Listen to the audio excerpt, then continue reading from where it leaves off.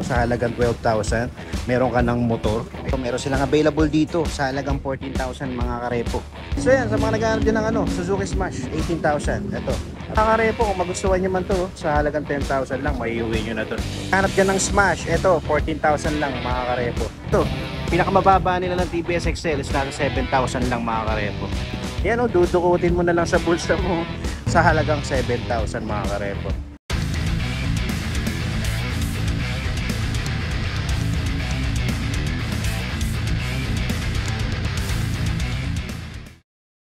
What is up mga karepo? Welcome kayo sa panibago kong episode ng Repo Update. So kung ikaw ay mahilig sa motor at naghahanap ka ng mura, second hand at installment na motor, ang channel na to ay para sa iyo. Kaya kung hindi ka pa nakasubscribe, i-click mo na yung subscribe button at ang notification bell sa ganoon ay ma-notify pa kita sa mga susunod ko pa ilalabas na Repo Update. Sa mga hindi pa nakakaparod ng last episode ko, ito yung thumbnail niya. Ilalagay ko na sa description yung link ng video para kung gusto nyo panoorin, i-click na lang. At kung magustuhan nyo man itong video na ito mga karepo, pindutin nyo lang yung like and share button dyan sa baba ng video. At malayang malaya kayo mag-comment sa comment section kung ano ba magiging opinion nyo sa mga motorsiklo na makikita nyo ngayon sa video ko. Hey, nandito ako ngayon sa Wheeltech Espanya. Alright, ang full address nila dito is 2228 Espanya Street, Barangay 530, Zone 52, Sampaloc, Manila. Alright mga karepo, yan kung mapapansin nyo, ayan, nagaganap ngayon ng motomura ng Wheeltech. Mula ngayon, today is November 24, so hanggang bukas na lang ito mga karepo. Kaya kung sakaling mapanood nyo ito mga karepo, pwede na kayo pumunta dito kasi hanggang bukas na lang to, no? Mga karepo, no, punta na agad kayo dito dahil hanggang bukas na lang to, hanggang November 25 na lang siya. Alright, so mga karepo, no, dito na patatagalin to. Mapakita ko na sa inyo yung mga sale nila ng mga motorsiklo na mga repo. Muna tayo sa likod, no. So dito meron sila mga underbone tulad nito. Ito, unang-una pa lang, CT125. Sa halagang 10,000, maiuwi mo na to mga karepo, no. Sa kondisyon nito, mapapansin nyo yan, no. May mga konting ayusin lang kayo, pero sa presyo niya mga karepo, hindi na kayo talo dyan. Kasi sa halagang 10,000, pwede mo nang maiuwi ito. Ito, TBS XL100. So sa halagang 9,000, pwede mo nang maiuwi ito mga karepo. Tapos sa kondisyon nyo, yan lang, oh. Yan, sa seats lang, meron lang siya papalitan na cover. Pero the rest, okay pa naman mga karepo. Alright, so bago na may release sa inyo itong motorsiklo na ito mga karepo, i-check up nila yan, i-condition nila yan bago nyo may uwi. Kaya sigurado, kapag inuwi nyo to, tatakbo tong motor na to. TBS XL ulit, pero to 10,000. Okay. So tabi niya, halos to nakahilera dito mga karepo, pare-parehas na TBS XL100 yan. Mula dito hanggang dito sa dulo. Alright, itong isa wala lang price. Pero itong isa, check natin. Itong isa is nasa 16,000 mga karepo. Dito sa isa, 10,000.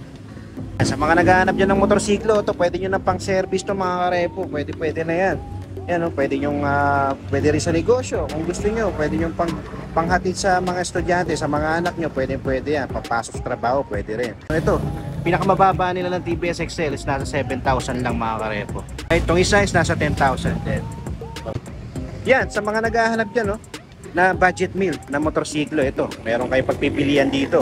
Okay, so meron 9,000, may 10,000, may 7,000, tapos ito na yung siguro yung pinakamataas sila, 16,000. Para naman sa mga naghahanap dyan ng Honda TMX mga karepo na budget meal, ito meron dito sa halagang 12,000, pwede mo nang maiuwi itong TMX na to mga karepo. Sa kondisyon na ito mga karepo, yan, syempre, sa presyo na yan, meron kayong syempre ayusin pa dito. Pero kung di naman kayo maselan, pwede na yan mga karepo, no, sa halagang 12,000, meron ka ng motor. Ayan, no.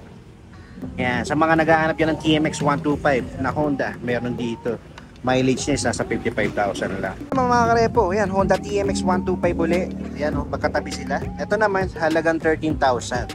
Yan, sa kondisyon niya, mapapansin nyo, okay pa naman siya mga karepo. Dito lang sa signal niya. May issue na siya. Pero the rest, yan, pwede pa yan mga karepo. Tapos mileage nito is nasa 1,000. Yan. So, medyo 1,000. Okay, so yan. Sa halagang 13,000 TMX 125. Dito mga karepo, para sa mga naghahanap dyan ng Fury 125, ito, meron silang available dito sa halagang 14,000 mga karepo. May uwi mo na to. Alright, so ang kulay niya, yung makikita nyo, no, neon green. Sa mileage niya, sa 29,000 lang. So, yan, sa kondisyon niya, makikita nyo, check nyo na lang mga karepo, no.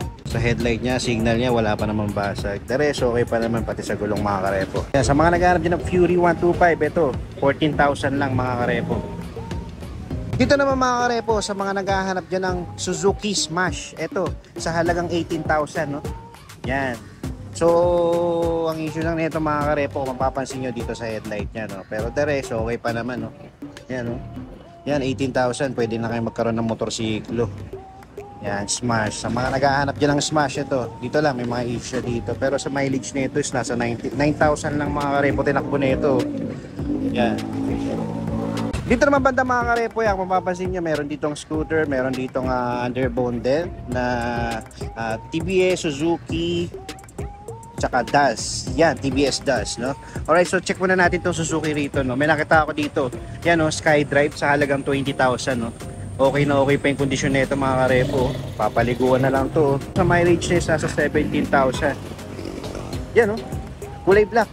Sa mga naghahanap yan ng Suzuki SkyDrive Sports, eto 20,000 lang. Okay na okay pa yung kondisyon niya. Sa headlight niya wala pang basag, oh. Sa gulong nga lang yan nagmamaxipil na, pero yan, pwede naman na yan sa halagang 20,000. Pila nyo na lang, no? Dito naman mga karepo, no, sa mga naghahanap dyan ng scooter, eto meron sila dito TVS Dash sa halagang 10,000 lang, oh. Yan, no? 10,000 lang mga karepo, meron ka ng scooter. Ayan, oh, sa kondisyon niya. Yan. So sa mileage nito mga karepo, 7,000 lang yung tinakbo nito mga karepo, no? Pero sa kondisyon niya, okay pa naman, headlight, signal, goods na goods pa. Gustuhan niyo man to, sa halagang 10,000 lang, maiuwi niyo na to. Dito naman mga karepo, no, Suzuki Smash ulit. Yan, no, sa halagang 14,000. Yan, ito mas mababa mga karepo. Yan, ang kulay niya is para siyang magenta o neon pink. Yan. So sa kondisyon niya, mapapansin niyo. Check niyo na lang din, no, mga karepo sa video. Alright, so sa mileage na ito is nasa 43,000. Gahanap dyan ng Smash, ito 14,000 lang mga karepo. Dito naman banda mga karepo, meron sila dito nga model niya is TBS DAS. Alright, so ang kulay niya is pink, no? Or magenta or neon pink. Alright, so ayan, sa halagang 12,000 pwede mo na siyang maiuwi. Tapos sa mileage nito is nasa 47,000. Yan, sa appearance niya, yan, check nyo na lang mga karepo. Okay. So sa headlight niya, okay pa naman siya, no? Signal, okay pa. Sa gulong niya, makapal pa, okay. So yan, TBS DAS, 12,000 mga karepo. Dito naman, TBS DAS ulit mga karepo. Ito, pababa ng pababa mga karepo. Ito namang isang to is nasa 10,000 lang mga karepo. Yan, no? 10,000 lang, meron ka ng motorsiklo. Mileage nito is nasa 15,000. Sa appearance siya mga karepo, yan, check nyo.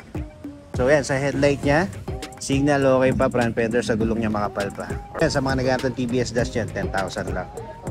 So dito naman mga karepo, no, halos puro TBS DAS pala itong nandito sa dulo. Alright, so check lang natin isa-isa to. Dito muna tayo.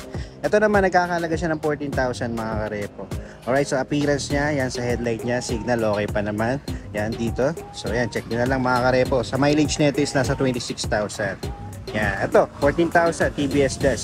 Tapos ito rin isa, same price din, same unit din, same model din. So sa appearance niya mga karepo, all goods din. So dito naman sa mileage nito is nasa 14,000. Ito, okay ito mga karepo. Maganda pa yung condition nito, 14,000 lang. Yan. So sa tabi niya, same model din, no? TBS DAS din, same color din. Pero ito, medyo mas mababa siya sa halagang 17. Halos kalahati yung binaba niya dito. 17,000 na lang mga karepo. Ay, 7,000 na lang mga karepo. Meron ka ng motorsiklo. Ayan, o, dudukutin mo na lang sa bulsa mo. Pwede mo nang maiuwi itong motor na to. Yan, TBS DAS 7,000. Mileage niya is nasa 14,000 lang. Sariwa pa mga karepo. Pwede pa yan, no? Yan, ang papalitan nyo lang dyan, tong seats, lalagyan nyo lang siya ng grab bar sa likod. The rest, okay pa naman yung fairings niya, wala pang basag. So, mirror, lalagyan nyo lang ng mirror. Tapos sa headlight niya, ang importante, buong buo pa, pati signal niya, front fender. Gulong niya, makapal pa mga karepo, pwede pa to. Ito na siguro yung nakita kong pinakamura na motorsiklo nila na, sa halagang 7,000 mga karepo.